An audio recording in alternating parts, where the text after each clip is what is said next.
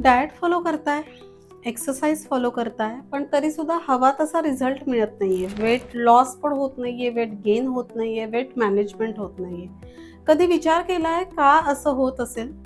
बरेच वेळेला आपण जेव्हा वेट लॉस जर्नी करत असतो, त्यावेळेला खरं तर वेट लॉस नसतो करत, तर आपण आपल्या स्वतःशीच एक प्रकारची लढाई खेळत असतो.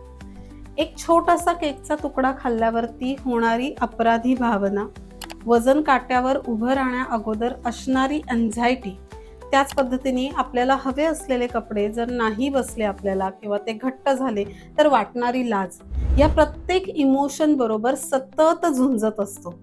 याबद्दल कधी कोणी आपल्याशी बोलत नाही, पण आपण मात्र आपल्या शरीराशी सतत या बाबतीत बोलत असतो.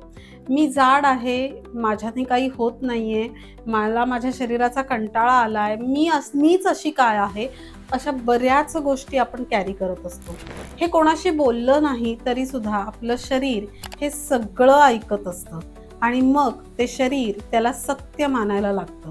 तुम्हाला जर तुमच्यामध्ये खराच फरक करून घ्यायचा असेल, तर जसं राईट डाएट फॉलो करताय, राईट एक्सरसाइज फॉलो करताय, तसाच राईट माइंडसेट सुद्धा फॉलो करा.